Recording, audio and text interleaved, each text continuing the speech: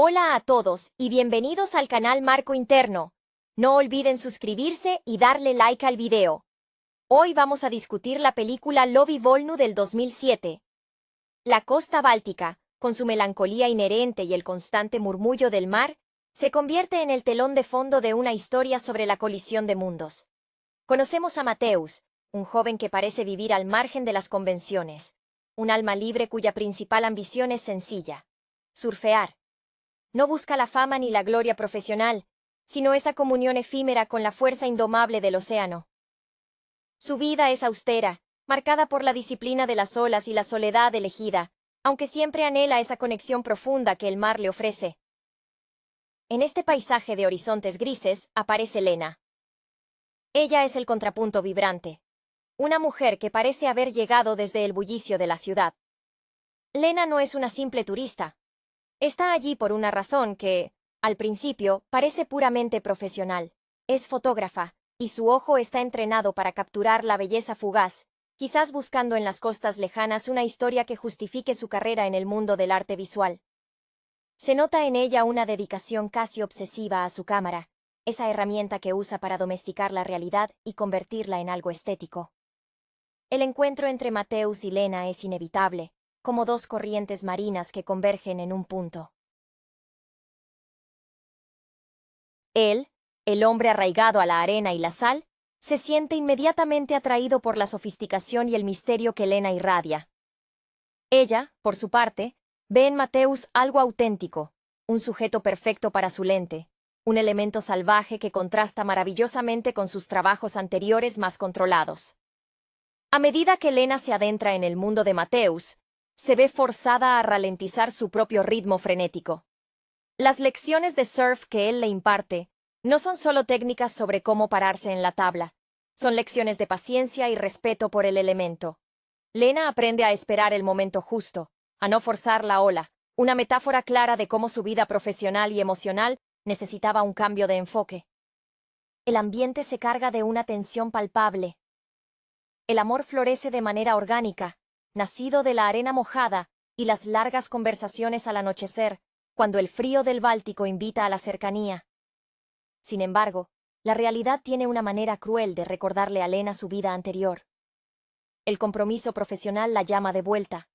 Su carrera, ese motor que la impulsó hasta allí, exige su regreso a la metrópoli, a las exposiciones y las galerías. Este llamado genera la primera grieta seria entre ellos.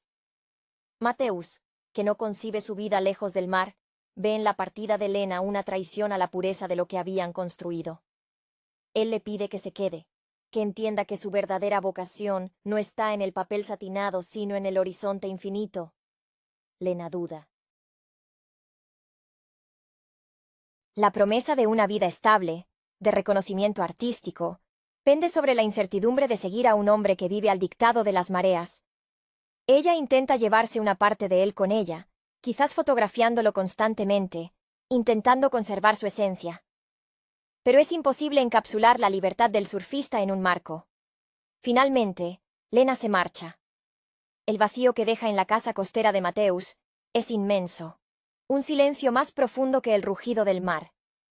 Él se refugia en su disciplina, esperando el regreso de las tormentas perfectas, buscando en la dureza del clima una forma de procesar la pérdida. El tiempo pasa. Lena triunfa en su ámbito, sus fotos de la costa se exhiben, pero siente un vacío persistente. Las imágenes son bellas, pero carecen del aliento vivo que solo Mateus le había enseñado a respirar. Ella entiende que el éxito profesional sin la conexión genuina es solo una exhibición hueca. El clímax llega con la decisión de Lena de volver. No regresa para pedir perdón o para reanudar su vida anterior, sino para mostrar que ha cambiado. Llega a la costa, pero esta vez no trae consigo su equipo de alta gama o sus ambiciones urgentes. Se acerca al mar, y vemos que ha aprendido la lección. No pide, espera. Mateus la ve. El reencuentro es silencioso, cargado de todo lo que no se dijo. Él no necesita palabras para entender que ella ha comprendido el valor de la lentitud, de la autenticidad. cuando finalmente se encuentran en la orilla, no hay grandes declaraciones. Hay un entendimiento mutuo, una aceptación de que, aunque sus mundos sean diferentes, el amor que encontraron allí, entre la espuma y la arena, es la única ola que vale la pena cabalgar juntos. Ella se queda, no solo por él, sino por haber encontrado en ese rincón agreste su propio centro de gravedad. El aire salino, ese perfume constante de la costa báltica, se había impregnado en la ropa de Lena, un recuerdo sutil de la vida que había elegido temporalmente. Ella había llegado a ese pueblo pesquero con la rigidez de quien viene a documentar lo exótico, como si la vida de Mateus fuera solo material para una serie fotográfica impresionante. Lena, formada en la efervescencia de los estudios de arte donde cada composición debía ser una declaración audaz, admiraba en Mateus esa simplicidad brutal. Él no necesitaba adornos. Su cuerpo, curtido por el viento y el esfuerzo, era la prueba viviente de una filosofía. Si la ola no te lleva, es porque no has respetado su poder. Mateus, por su parte, veía en Lena una belleza casi irreal, la forma en que la luz se rompía en su cabello oscuro, el modo concentrado en que sostenía la cámara, casi como si estuviera luchando contra ella para arrancarle la verdad. Él, que se había dedicado a la navegación desde niño, aprendiendo a leer las nubes antes que las letras, sintió una curiosidad inmensa por la complejidad de su mente urbana. En sus paseos por la playa, mientras él le explicaba la sutil diferencia entre un viento del noroeste y uno del suroeste, ella intentaba traducirlo todo a términos visuales, a una composición de colores. A pesar de sus mundos opuestos, el mar se convirtió en su lenguaje común, un espacio neutral donde las ambiciones profesionales de Lena parecían desvanecerse ante la marea alta. Hubo un momento decisivo, creo, capturado quizá por la propia Lena aunque nunca lo revelara. Era una tarde de otoño. El agua estaba fría, casi helada, y Mateus la había ayudado a levantarse tras una caída aparatosa. Ambos jadeaban, cubiertos de espuma. En ese instante de vulnerabilidad compartida, la barrera entre el fotógrafo y el sujeto se disolvió. El beso que siguió no fue un arrebato pasional de película, sino algo más profundo, el asentimiento silencioso de dos personas que se reconocen en la soledad. Cuando la llamada de la galería en Varsovia se hizo insistente, la tensión se hizo física. Lena se vestía para la ciudad con una lentitud deliberada, como si cada prenda fuera un ancla que la alejaba de Mateus. Él no la recriminaba con gritos. Su dolor era más silencioso y corrosivo. Le recordaba que las grandes exposiciones son efímeras, mientras que la marea siempre regresa. Para Mateus, la vida era una sucesión de ciclos naturales inquebrantables. Para Lena, era una escalera que debía subir. Su partida fue un acto de cobardía disfrazado de necesidad profesional. Durante su ausencia, Lena se convirtió en una profesional más exitosa. Sus imágenes de la costa báltica eran aclamadas por su dramatismo. Pero al mirar sus propias fotografías enmarcadas, sentía una frialdad inaceptable. Eran la imagen del alma de Mateus, pero sin el alma misma. Se había convertido en la observadora perfecta, pero había olvidado cómo participar. Su regreso no fue anunciado con flores ni cenas románticas. Lena apareció en la playa en un día gris, con ropa sencilla, casi mimetizándose con el paisaje que había intentado capturar. Vio a Mateus en el agua, un punto oscuro luchando contra las olas bravas. Ella no tomó una foto. Se quitó los zapatos y caminó descalza hacia el agua, permitiendo que las primeras olas heladas le mojaran los tobillos. Fue un gesto de sumisión al elemento que él veneraba. Cuando él salió del agua, el reconocimiento fue inmediato. No hubo preguntas sobre su carrera o sus éxitos pasados. Solo existía el presente tangible, la sal en su piel, el rugido del mar y la presencia inesperada de ella junto a él. Mateus no necesitaba palabras para saber que Lena había entendido que la verdadera obra de arte no era la fotografía, sino la vida vivida plenamente en comunión con el entorno. Ella no regresó para ser su musa, sino para ser su compañera en la espera de la próxima gran ola. El silencio entre ellos era ahora un puerto seguro, construido con el respeto por la autenticidad que solo el Báltico podía enseñar.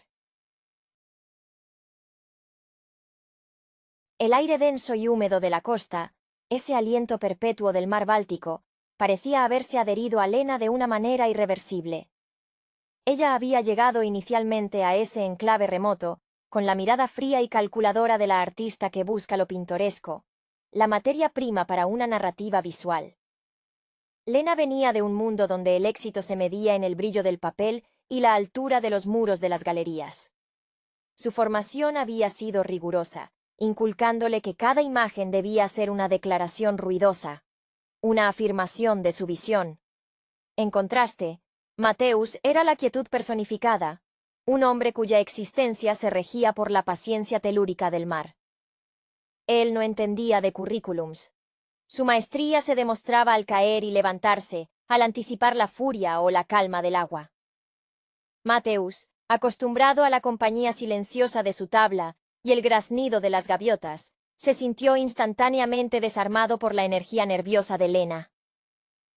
Ella era un torbellino de preguntas y prisas, intentando frenar el tiempo para encuadrarlo.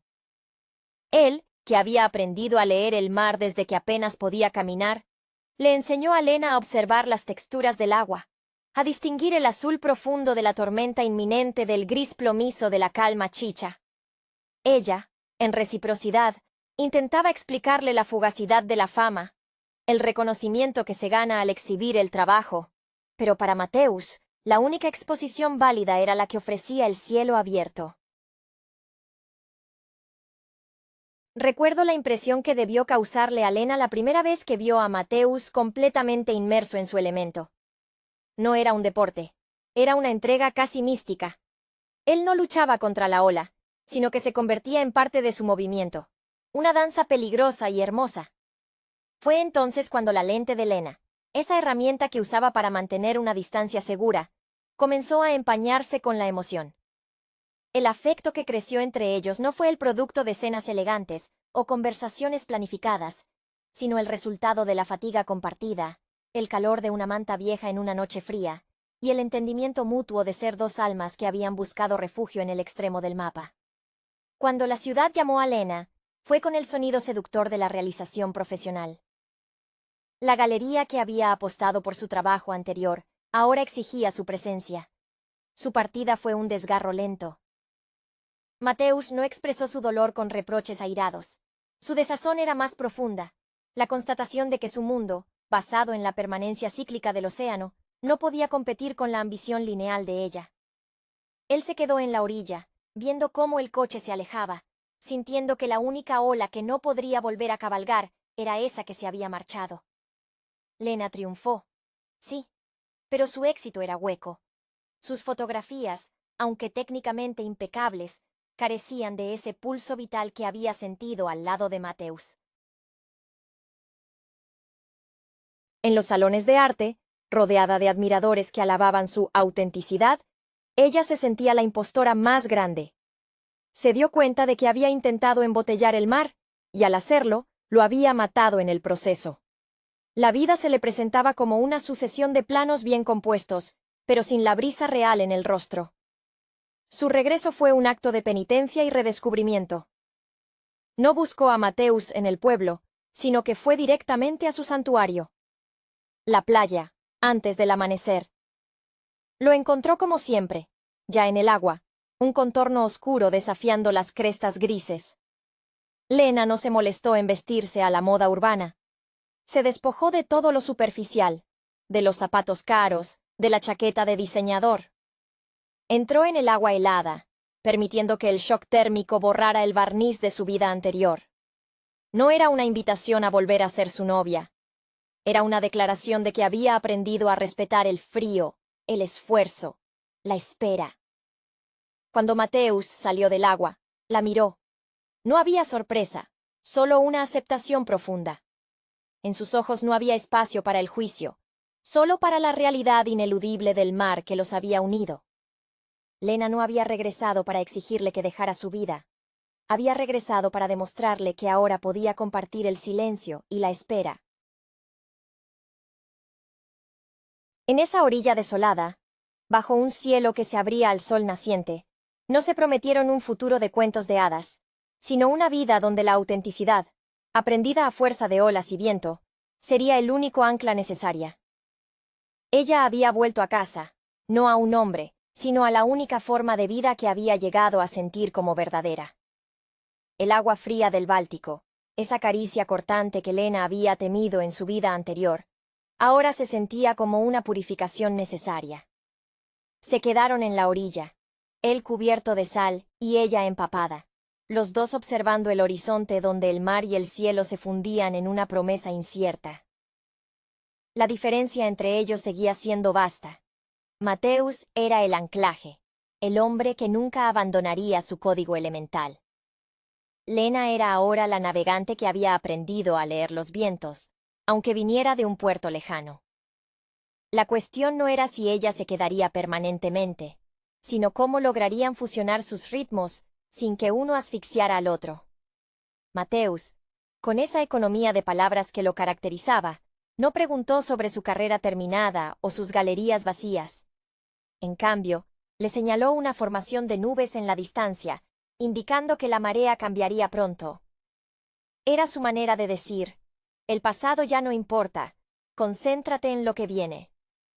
Lena, por primera vez, no sintió la necesidad imperiosa de capturar ese momento con su cámara, que ahora yacía abandonada en su coche. Sintió el peso de su propia presencia, desnuda de pretensiones, y eso era más valioso que cualquier negativo. Ella había venido a aprender a vivir en el presente, y Mateusz era la encarnación de ese tiempo no fragmentado. Los días siguientes fueron de una reconstrucción delicada. Lena se desprendió lentamente de sus viejos hábitos. Las llamadas telefónicas de su agente se volvieron molestas, luego inexistentes, hasta que finalmente cesaron, liberándola de la jaula dorada del éxito. Ella comenzó a ayudar a Mateusz, no como fotógrafa, sino como compañera. Aprendió a reparar las redes de pesca viejas, sintiendo la aspereza de las cuerdas entre sus dedos, una textura que contrastaba con la seda de los lienzos que solía admirar. Descubrió que la belleza no residía solo en la imagen perfecta, sino en el esfuerzo honesto detrás de cada día ganado. Se mudó al pequeño refugio costero de Mateusz. El espacio era espartano, dominado por el olor a madera mojada y pescado seco. Lena descubrió que la soledad de Mateusz no era tristeza, sino autosuficiencia. Él estaba completo en su soledad, y la aceptación de ella en su vida era un regalo, no una obligación. Ella, que siempre había necesitado la validación externa, comenzó a encontrar su centro de gravedad en la rutina compartida. El desayuno silencioso, el largo paseo por la orilla buscando los mejores puntos para surfear, la simple tarea de encender el fuego por la noche. Hubo un atardecer particularmente hermoso, cuando el cielo se incendió en tonos de naranja y púrpura sobre el mar agitado. Mateusz estaba preparando su tabla. Lena se sentó en la arena, observándolo. En lugar de buscar su cámara, sacó un pequeño cuaderno de dibujo que había rescatado de su equipaje. No intentó dibujar el cielo épico, sino la curva del hombro de Mateusz, el modo en que su mano se aferraba a la quilla de su tabla, esos detalles humanos y ordinarios que ahora le parecían milagrosos.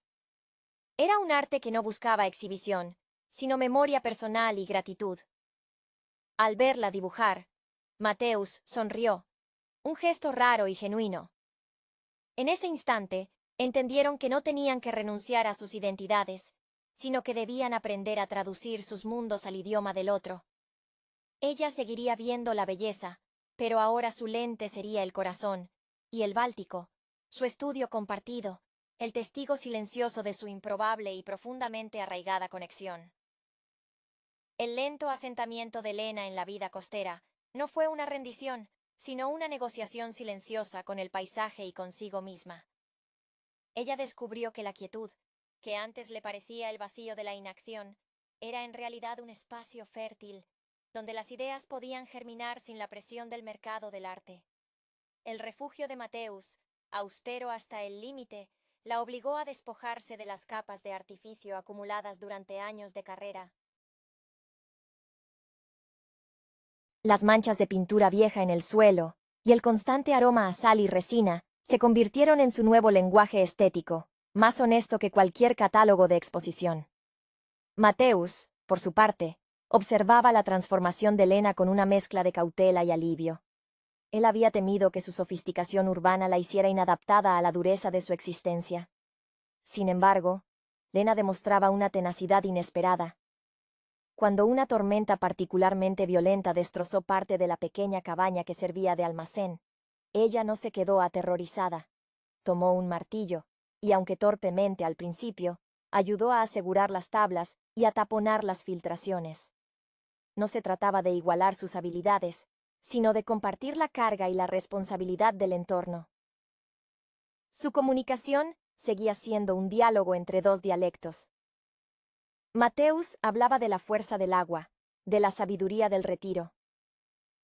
Lena respondía con observaciones sobre la luz efímera, sobre la narrativa implícita en las cicatrices de la madera.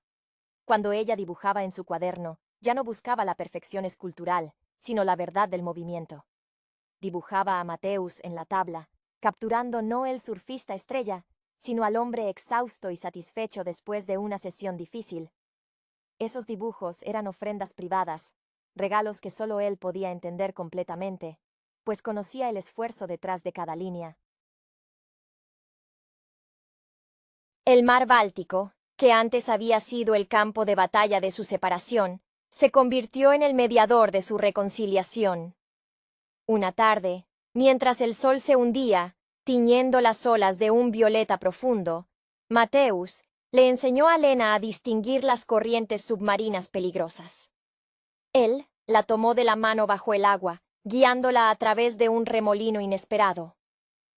Ese contacto físico en un medio hostil cimentó una confianza que ninguna palabra podría haber establecido.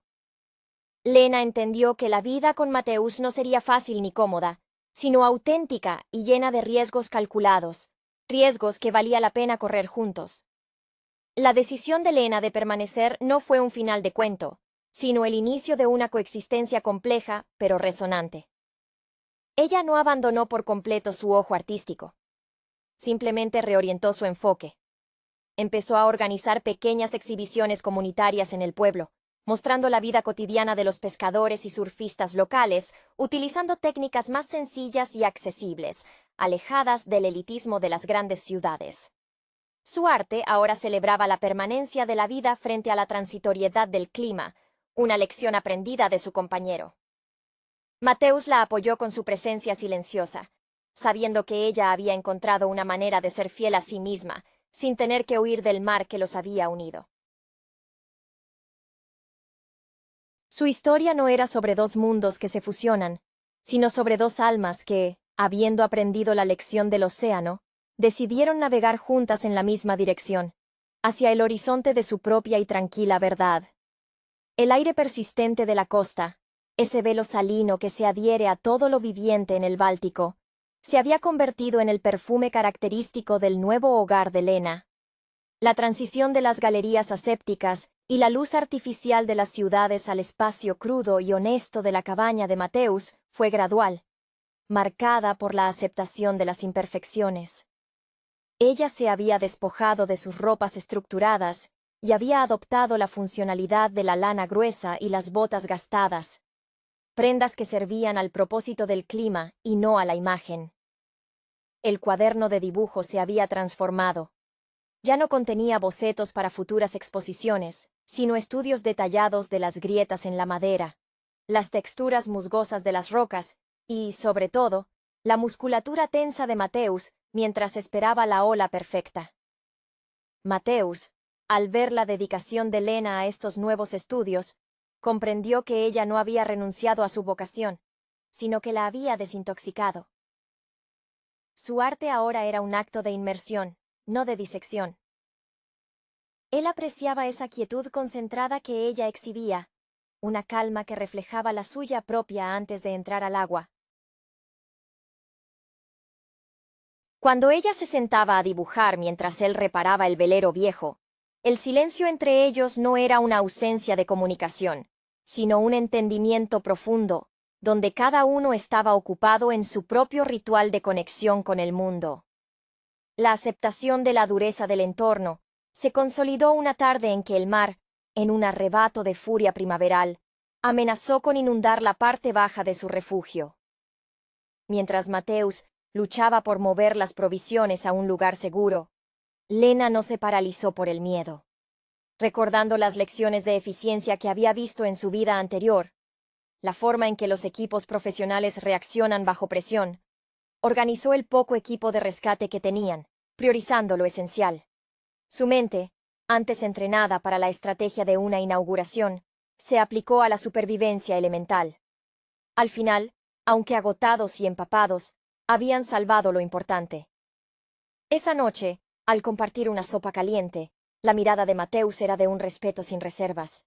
Había visto que la fuerza de Lena no residía en su origen, sino en su capacidad de adaptación. Lena comenzó a integrar su visión en la pequeña comunidad.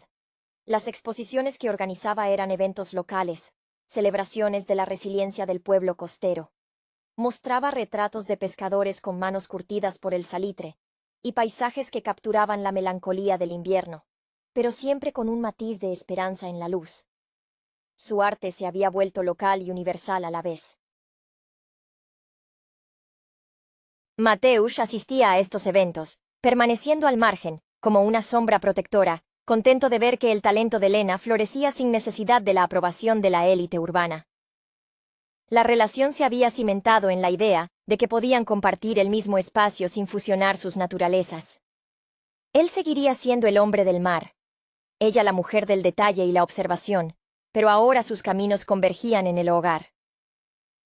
Una mañana, mientras el sol naciente filtraba una luz dorada y suave a través de la ventana, Mateus se despertó y encontró a Lena dormida en el suelo junto a la chimenea, envuelta en una manta gruesa, con el cuaderno de dibujo apoyado sobre el pecho.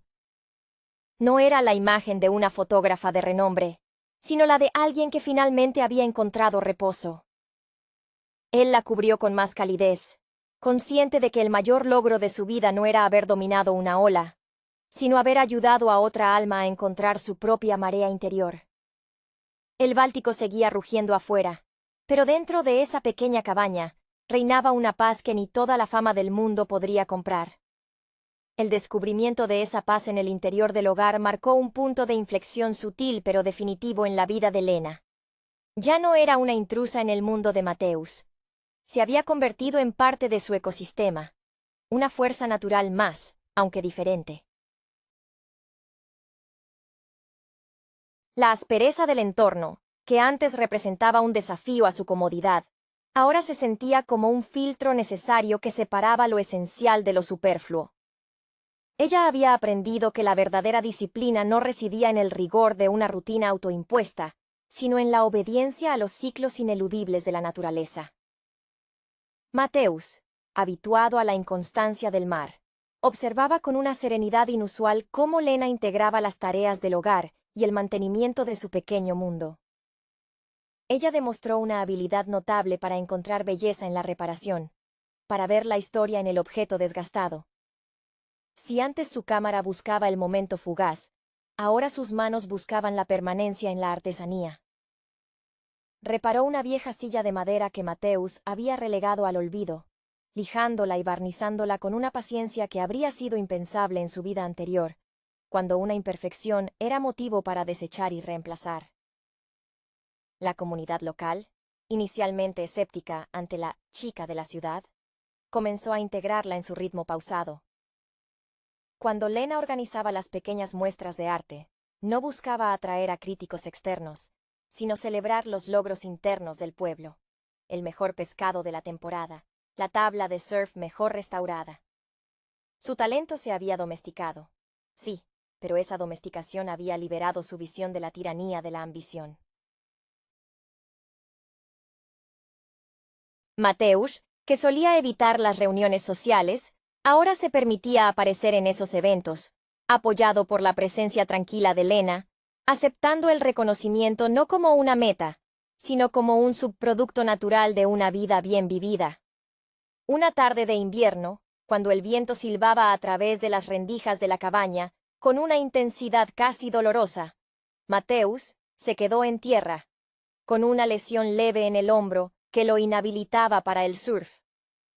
Lena lo cuidó con una devoción que superaba cualquier manual de enfermería.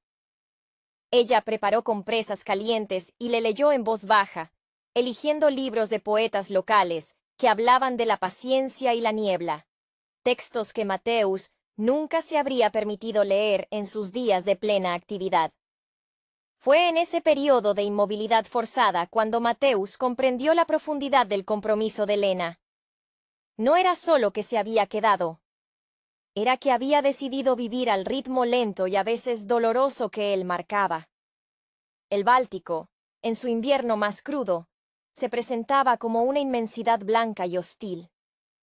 Pero juntos, frente al fuego crepitante, encontraron un calor que ninguna ciudad o galería podía ofrecer. El amor entre ellos se había transformado de la pasión ardiente del primer encuentro a algo más parecido a la madera bien curada. Fuerte, resistente al fuego y capaz de albergar calor durante mucho tiempo. No había grandes dramas, solo la aceptación cotidiana de las limitaciones y las fortalezas del otro. Lena no necesitó volver a pintar grandes lienzos. Su obra maestra era la armonía construida día a día en ese rincón agreste. Una vida que, como la ola perfecta, solo se aprecia cuando se aprende a esperar el momento exacto para montarla. El invierno en la costa báltica impuso una quietud profunda, un estado de meditación forzosa que Lena abrazó con una gratitud que antes habría considerado absurda. Con Mateus, temporalmente inmovilizado por su hombro lesionado, la dinámica de su relación se invirtió momentáneamente. Ella se convirtió en la proveedora de la rutina, la que gestionaba el hogar y el fuego, mientras él, el eterno hombre de acción, se veía obligado a la pasividad. Este cambio permitió a Lena ejercitar una faceta de cuidado y organización que había estado reprimida bajo la presión de su carrera anterior. Su mente, antes enfocada en la crítica y la vanguardia, ahora se dedicaba a la logística de la supervivencia invernal. Racionar la leña, asegurarse de que las provisiones fueran suficientes y mantener a Mateus cómodo. Mateus, acostumbrado a ser el pilar inamovible, luchaba internamente con esta dependencia. Era difícil para él, un hombre que vivía en el flujo constante, aceptar el reposo impuesto. Sin embargo, la ternura paciente de Lena era un bálsamo. Al leerle los poemas de autores locales, Lena no solo pasaba el tiempo.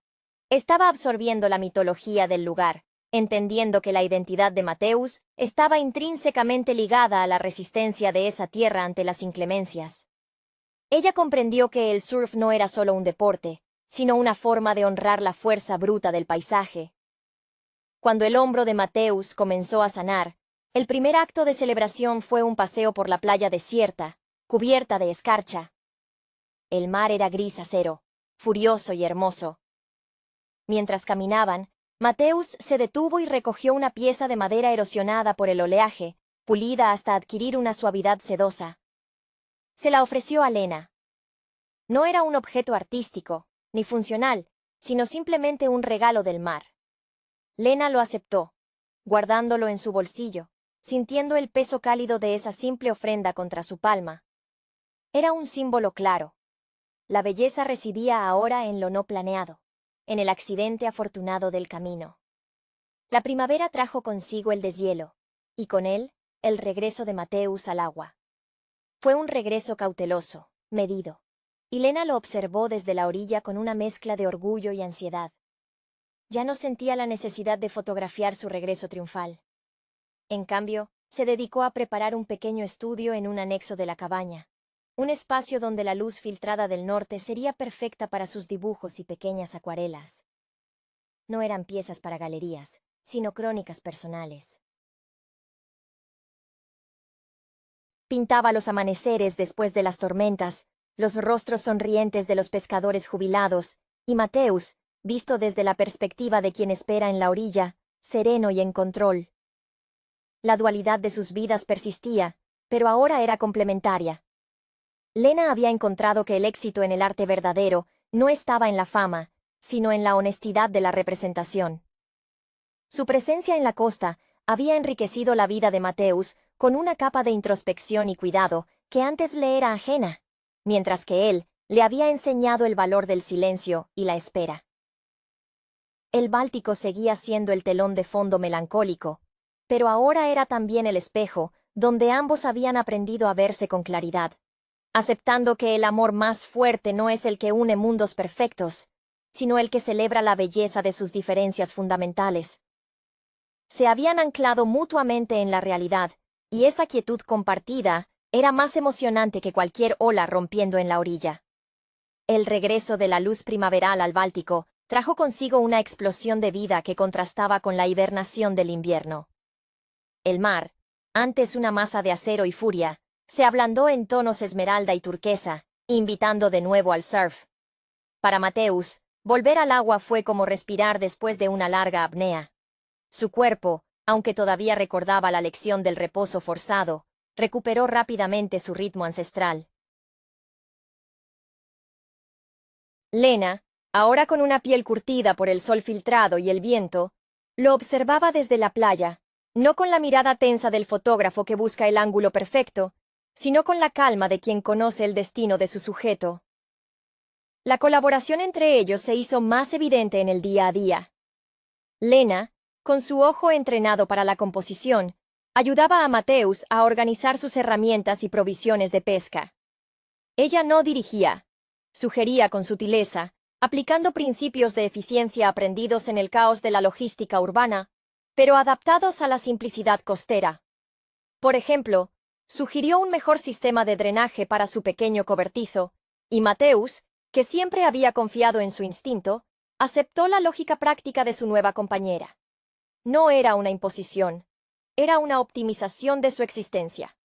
El pequeño estudio que Lena había improvisado en el anexo de la cabaña se convirtió en su santuario personal. Sus acuarelas y dibujos ya no eran meras transcripciones de la realidad. Eran interpretaciones emocionales. Retrataba las olas no por su forma geométrica, sino por la emoción que transmitían. La melancolía de las olas que rompían en la orilla vacía, o la euforia pura de Mateus al cabalgar una cresta inesperada. Había encontrado una forma de casar su sensibilidad artística con la vida elemental de Mateus, creando un arte que poseía tanto la belleza fugaz como la durabilidad del material elegido. Una tarde, mientras el sol declinaba y Mateus regresaba de una larga sesión, Lena se acercó a él, no con un beso apresurado, sino ofreciéndole un termo de té caliente y envuelto en una manta. Él tomó ambos objetos, sus manos todavía tiritando levemente por el frío. En ese intercambio, sin pronunciar palabras sobre el pasado o el futuro, sellaron su pacto. Habían entendido que el amor no era la fusión de dos mundos idénticos, sino la creación de un espacio neutral donde ambos podían ser plenamente ellos mismos sin amenazar la esencia del otro. La ambición de Lena había mutado. Ahora, su mayor aspiración era la autenticidad de su arte y la profundidad de su conexión. Las voces de la ciudad se habían desvanecido, reemplazadas por el rugido rítmico del mar. Se había convertido en parte del paisaje, no como un objeto a documentar, sino como una presencia constante. Mateus, al contemplarla trabajando en su estudio, rodeada de lienzos y el olor a pigmentos frescos, ya no veía a la fotógrafa de la ciudad. Veía a la mujer que había elegido el rigor del mar sobre el lujo del reconocimiento. Ella había encontrado su ola, y él, al lado de ella, sentía que su propia vida, antes enfocada en dominar el elemento, ahora se centraba en la profunda satisfacción de compartir su dominio. El Báltico continuaba su danza eterna, y ahora, ellos danzaban con él, a su propio ritmo. El paso de los meses trajo consigo una familiaridad profunda entre Lena y Mateus, una que superaba la barrera de sus orígenes distintos. La cabaña, antes un espacio austero habitado por un hombre de rutina, se había transformado sutilmente bajo la influencia de Lena. No se trataba de decoración ostentosa, sino de pequeños gestos que humanizaban la dureza del entorno. Una repisa organizada para sus acuarelas, un pequeño jardín de hierbas aromáticas que ella había logrado cultivar en un rincón protegido del viento, y la incorporación de música suave durante las largas noches de invierno, algo que Mateusz jamás se habría permitido antes. Él notaba que la música no rompía su concentración, sino que la complementaba, dando un fondo sonoro a su meditación silenciosa. Lena, por su parte, había desarrollado una sensibilidad casi instintiva hacia las necesidades de Mateusz. Podía anticipar cuándo el cansancio acumulado de una larga sesión de surf lo haría irritable, o cuándo necesitaría silencio absoluto para procesar una mala ola. Había aprendido a leer las microexpresiones en su rostro curtido, con la misma precisión con la que antes leía los contratos o evaluaba la luz para una fotografía. Su ojo artístico se había convertido en un radar emocional. Si bien sus dibujos seguían siendo íntimos, a veces incorporaban elementos de su antigua vida, como una línea gráfica audaz o un contraste cromático inesperado, fusionando su formación técnica con la crudeza del Báltico. Un día, un antiguo colega de Lena, un crítico de arte influyente, llegó inesperadamente al pueblo, atraído por los rumores de la inusual paz que había encontrado la artista renegada. El crítico, vestido con ropas caras y una condescendencia apenas disimulada, intentó iniciar una conversación sobre el sacrificio artístico y la pérdida de potencial. Mateusz se mantuvo en silencio, reparando una tabla cerca, observando la escena. Lena lo recibió con calma, guiándolo a través de su pequeño estudio. Cuando el crítico presionó sobre por qué no exponía su trabajo en Berlín o Varsovia, Lena simplemente señaló un dibujo reciente. Una representación casi abstracta de las manos de Mateusz sobre la barandilla de madera, llenas de nudos y cicatrices. «Aquí está mi público», dijo Lena con una voz firme que no había tenido en años. «Y mi obra es el proceso, no el producto final». El crítico, incapaz de encontrar el ángulo sensacionalista que buscaba, se marchó tan abruptamente como había llegado, incapaz de entender que la renuncia al reconocimiento era, en realidad, la máxima forma de éxito para ella. Mateusz sonrió a Lena cuando el coche desapareció en el horizonte.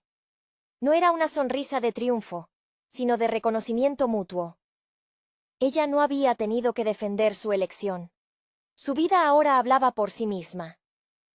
Él se acercó y tomó la madera erosionada que ella había guardado, el pequeño regalo del mar. Esta vez, en lugar de devolvérselo a ella, lo colocó en el alféizar de la ventana del estudio, donde la luz de la tarde lo iluminaría. Era un acto simbólico. El mar había dado un regalo a Lena, y ahora ese regalo formaba parte de su nuevo santuario compartido. Habían encontrado que la libertad no era escapar a un lugar exótico, sino construir un hogar auténtico donde ambos pudieran ser vulnerables y, por ende, verdaderamente fuertes.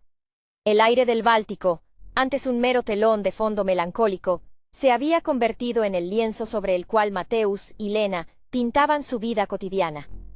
La visita del crítico sirvió como un recordatorio final y distante del mundo que Lena había dejado atrás, un mundo que ahora parecía tan ruidoso y artificial como el chapoteo de las gaviotas en un día de calma. La manera en que Lena manejó esa intrusión, sin ira ni nostalgia, sino con una certeza inquebrantable, demostró a Mateusz que su transformación era más profunda que un simple cambio de residencia. Era una reestructuración del alma. Mateusz, cuya carrera estaba ligada a la fuerza bruta y la inmediatez del océano, comenzó a valorar las pausas que Lena introducía en su vida. Cuando el clima era demasiado hostil para el surf, él no se sentía ocioso, sino en un estado de preparación.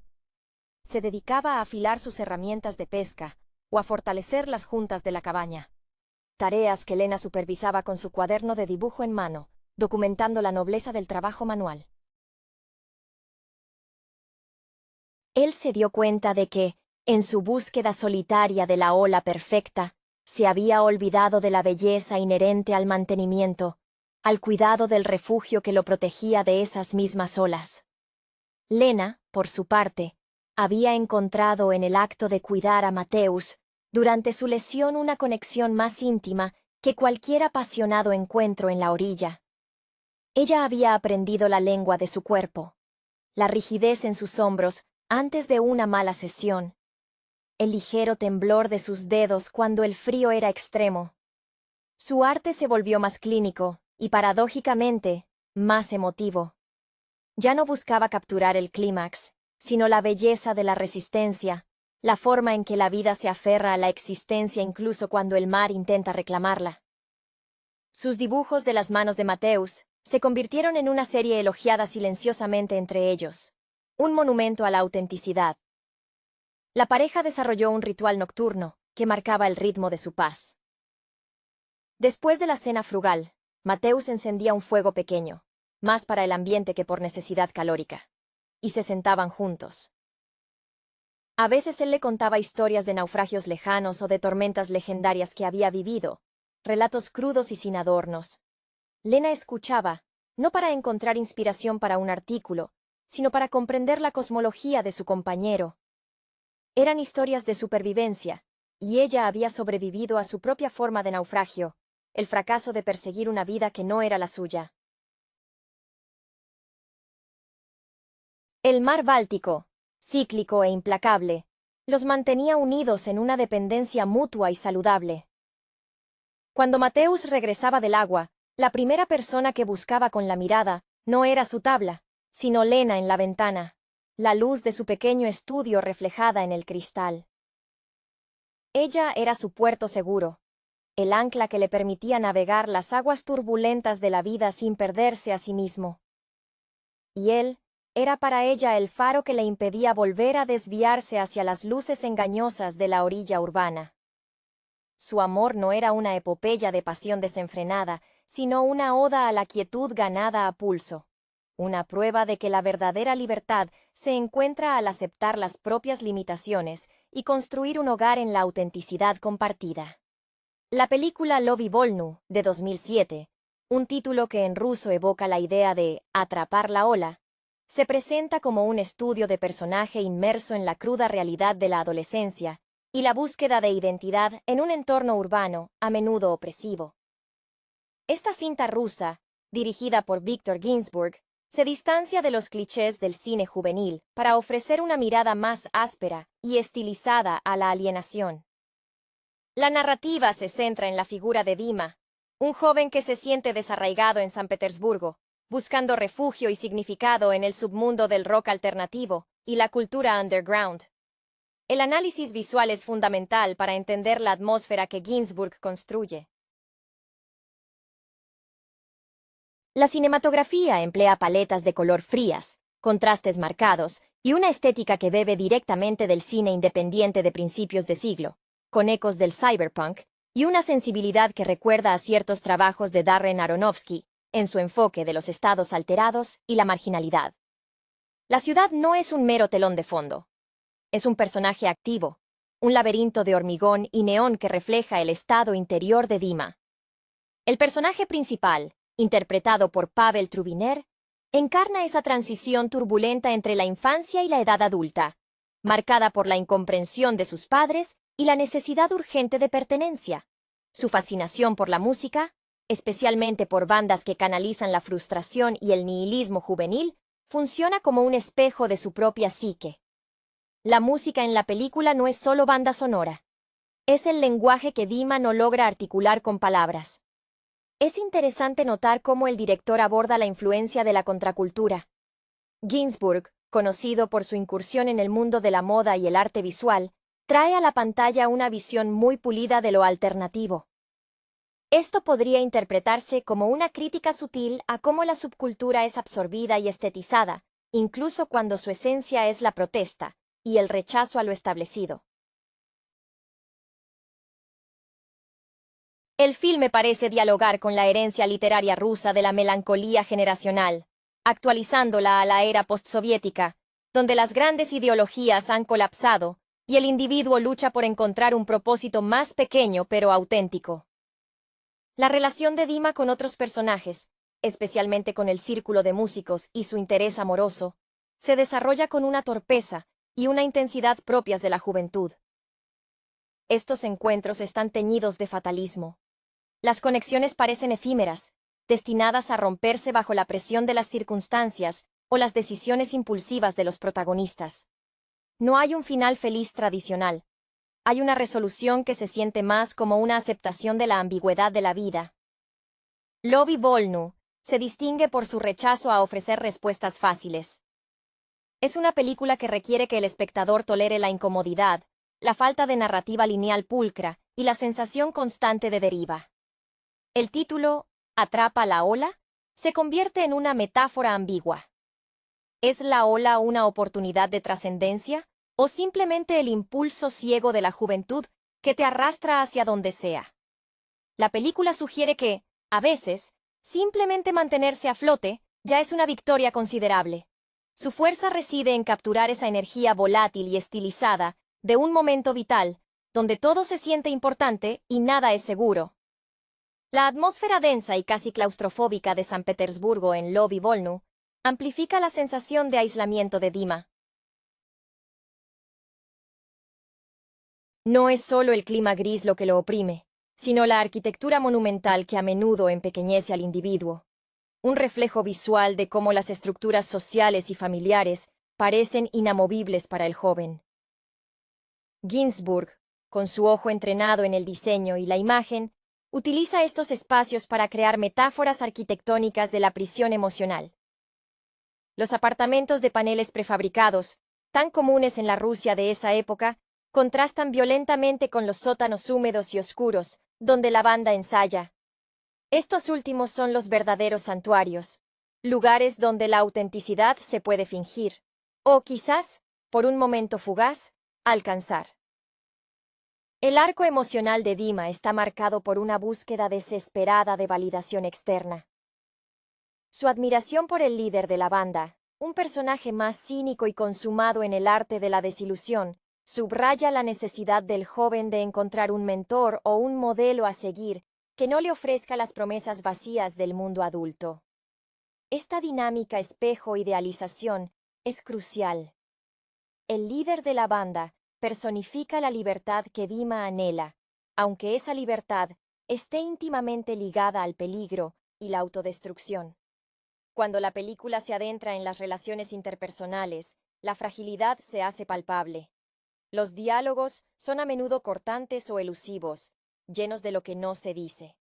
El romance, si es que se le puede llamar así, es más una colisión de soledades que una unión verdadera. Las chicas que rodean a Dima buscan en él algo que aún no ha podido definir para sí mismo. Solidez, un futuro, o simplemente la intensidad del momento presente. Pero Dima es un espejo roto, reflejando fragmentos de deseo sin poder ofrecer una imagen completa. Esta inmadurez emocional se manifiesta en actos impulsivos, decisiones tomadas al calor de la rabia o la euforia inducida por la música alta y las noches sin dormir. La banda sonora, que en la realidad rusa de 2007 se nutría fuertemente del post-punk y el rock alternativo local, actúa como un catalizador narrativo. Cada riff de guitarra distorsionada parece ser una descarga catártica de la energía reprimida de toda una generación que creció sin un enemigo claro contra el cual luchar, sino contra un vacío cultural. Es una lucha contra la irrelevancia. La película captura magistralmente esa sensación de estar siempre un paso detrás de la acción, de observar la vida a través del cristal empañado de la apatía juvenil. Al final, Love y Volnu no celebra la rebelión. Más bien, la documenta como un rito de paso inevitablemente defectuoso. La ola que Dima intenta atrapar no es una ola de éxito o redención, sino una ola de experiencia cruda. El espectador se queda con la sensación de que, aunque el personaje pueda haber sobrevivido a este particular torbellino, el paisaje emocional que lo rodea sigue siendo inhóspito. Es una película que entiende que, para muchos adolescentes, el mayor acto de valentía es simplemente decidir qué tipo de ruido harán mientras el mundo sigue girando a su alrededor sin prestarles mucha atención. La dirección de arte en Love y Volnu merece un análisis más profundo en relación con el sentimiento de extranjería que experimenta Dima. La estética no busca el glamour, sino la textura de lo vivido y lo desgastado. Los vestuarios son deliberadamente descuidados, reflejando una declaración de intenciones, el rechazo a la pulcritud burguesa. Vemos cuero gastado, camisetas viejas con logotipos de bandas oscuras y un uso constante de accesorios que sugieren una identidad en construcción, como cadenas o elementos militares reciclados. Esto no es solo moda, es armadura contra la indiferencia del entorno. La interacción de Dima con el espacio público de San Petersburgo revela su estado mental. Las largas caminatas nocturnas por avenidas desiertas o los viajes en un metro sombrío se convierten en sus momentos de mayor introspección. Es en el movimiento, en el tránsito constante, donde parece encontrar un falso sentido de propósito. Estos planos largos, donde el personaje es una silueta solitaria contra el fondo urbano, enfatizan la inmensidad de la ciudad y su insignificancia personal. Este sentimiento de ser un espectador de su propia vida es un eco potente de la literatura rusa que explora al hombre superfluo, reinventado para el contexto del siglo XXI ruso. Emocionalmente, el conflicto parental se gestiona con una sutileza dolorosa. Los padres de Dima no son villanos caricaturescos. Son personas que han renunciado a sus propios sueños o que simplemente no saben cómo navegar la nueva realidad posideológica, ofreciendo a su hijo solo expectativas vagas de estabilidad. Esta falta de comunicación efectiva crea un abismo que Dima intenta llenar con el ruido y la intensidad de su escena musical. La música, por lo tanto, se convierte en un lenguaje secreto, compartido con sus pares, un código que excluye a los adultos. El elemento de la aspiración artística dentro del grupo es particularmente revelador. Los compañeros de Dima no solo quieren tocar, buscan trascender su procedencia a través del arte. Sin embargo, esta búsqueda está teñida de autodestrucción. Hay una glorificación implícita del sufrimiento como combustible creativo, una noción peligrosa en la adolescencia.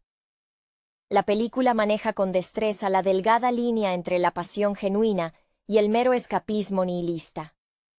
El espectador percibe que el entusiasmo desmedido por el underground corre el riesgo de consumirse a sí mismo, dejando poco más que cenizas y resentimiento.